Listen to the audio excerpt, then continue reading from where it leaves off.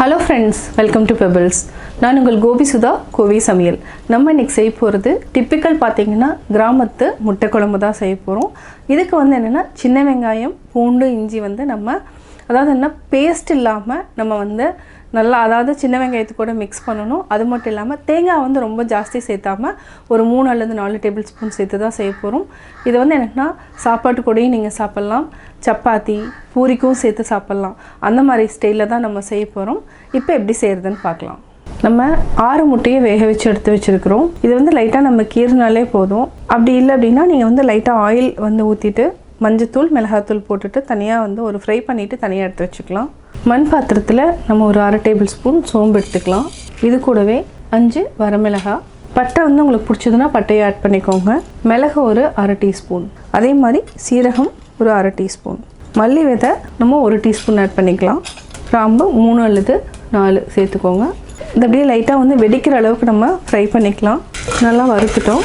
இதை வந்து நம்ம ஒரு பிளேட்டில் மாற்றிக்கலாம். அதே மண் பாத்திரத்தில் நம்ம ஆயில் விட்டுக்கலாம். இது வந்து ஒரே ஒரு கீரல் மட்டும் இருந்தாலே போதும். இது கூட நம்ம மஞ்சத்தூள் சேர்த்துக்கலாம், மிளகாத்தூள், இது ரெண்டையும் சேர்த்து லைட்டாக ஃப்ரை பண்ணிக்கோங்க. லைட்டாக உப்பு சேர்த்துக்கலாம். அவ்வளோதான், லைட்டாக வாசம் வர ஆரம்பிச்சிருச்சு. இதுவே வந்து நம்ம ஒரு பிளேட்டில் மாற்றிக்கலாம். அதே பாத்திரத்தில் நம்ம ஒரு 1/2 டேபிள் ஸ்பூன் அளவுக்கு எண்ணெய் விட்டுருக்குறோம். கருவேப்பிலை ஒரு 2 இருக்கு எடுத்துக்கோங்க. இது கூட பூண்டு ஒரு 20 பல் எடுத்துக்கலாம். இஞ்சி ஒரு துண்டு. இது நல்லா வதக்கிக்கலாம். நம்ம வந்து ஆல்ரெடி வந்து மிளகு, சீரகம், தனியா வந்து நல்லா வதக்கிட்டோம். அதாவது என்ன வறுத்துட்டோம். நம்ம லாஸ்ட்டில் அரைக்கிறப்போ அதையும் சேர்த்து அரைச்சிக்கலாம். அவ்வளோதான். சின்ன வெங்காயம் வந்து ஒரு 30-40 வெங்காயம் எடுத்துக்கலாம். அதாவது 100 கிராம் அளவுக்கு நம்ம எடுத்துக்கலாம். நம்ம சின்ன வெங்காயம், பூண்டு, இஞ்சி எல்லாத்தையுமே ஒரு 3 நிமிஷம் வரைக்கும் சிம்மில் வச்சுட்டு நல்லா வதக்கிக்கலாம். சின்ன வெங்காயம், பூண்டு நல்லா வதங்கிடுச்சு. இது கூட நம்ம ஆல்ரெடி வறுத்து வச்சதையும் ஆட் பண்ணி ஒரே ஒரு வதக்கிக்கலாம். இதுக்கு வந்து தேங்காய் வந்து ஒரு 4 டேபிள் ஸ்பூன் அளவுக்கு ஆட் பண்ணிக்கலாம். இதையும் சேர்த்து நல்லா பரட்டி விடுங்க.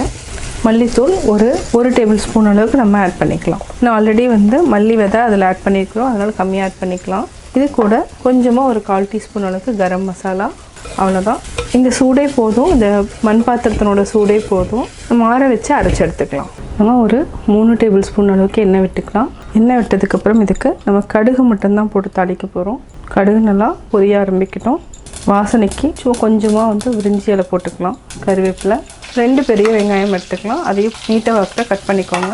இது நல்லா வதக்கிக்கலாம். பொன்னீர் ஆகிற வரைக்கும் வதக்கணும். அப்போ தான் வந்து இந்த கிரேவி டேஸ்ட்டாக இருக்கும். இன்னும் ஒரு 1/2 டீஸ்பூன் அளவுக்கு நம்ம எண்ணெய் விட்டுக்கலாம். நல்லா வதக்கி விடுங்க.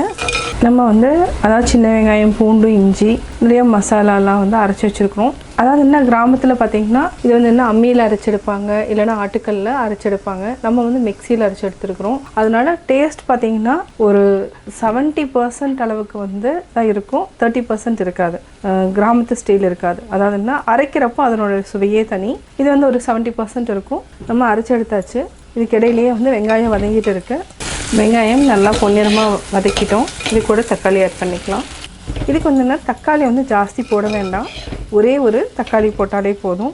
இதை ஒரு நிமிஷம் வரைக்கும் நல்லா வதக்கிக்கலாம். அதுக்கப்புறம் நம்ம முட்டையை ஆட் பண்ணிக்கலாம். நம்ம தேவையான அளவு உப்பு சேர்த்துக்கலாம். உப்பு சேர்த்துட்டு ஆல்ரெடி வேக வச்சிருக்கிற முட்டையை ஆட் பண்ணிக்கலாம்.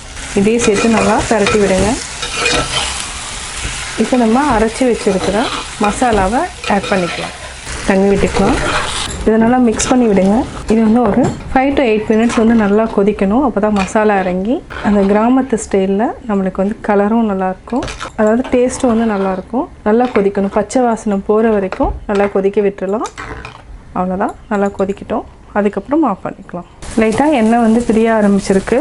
கிரேவியும் பார்த்திங்கன்னா அப்படியே லைட்டாக கொஞ்சம் கொஞ்சமாக திக்காக ஆரம்பிக்கும். அப்போ என்ன சாதத்து கூடயோ சப்பாத்தி கூடயோ சாப்பிட்றப்போ நல்லா அதாவது ஃப்ளேவராகவும் இருக்கும், டேஸ்ட்டாகவும் இருக்கும். இது ஒரு 3 நிமிஷம் வரைக்கும் இருக்கட்டும். 5 மினிட்ஸ் நல்லா கொதிச்சிருக்கு.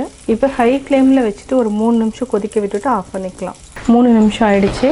இப்போ நம்ம மல்லித்தலை ஆட் பண்ணிவிட்டு இறக்கிக்கலாம். முட்டை குழம்பு ரெடி ஆயிடுச்சு. சுவையான கிராமத்து ஸ்டைல் முட்டை குழம்பு ரெடி. கிராமத்து முட்டை குழம்பு எப்படி செஞ்சீங்கிறத பார்த்தீங்க. நீங்களும் வீட்டில் ட்ரை பண்ணி பாருங்கள். பார்த்துட்டு உங்களுடைய கமெண்ட்ஸ் எனக்கு சொல்லுங்கள். லைக் பண்ணுங்கள், ஷேர் பண்ணுங்கள், மறக்காமல் சப்ஸ்கிரைப் பண்ணுங்கள். பக்கத்தில் இருக்கிற பெல் ஐக்கானை கிளிக் பண்ணிங்கன்னா நாங்கள் அப்லோட் பண்ணுற வீடியோவை நீங்கள் உடனுக்குடன் தெரிந்து கொள்ளலாம்.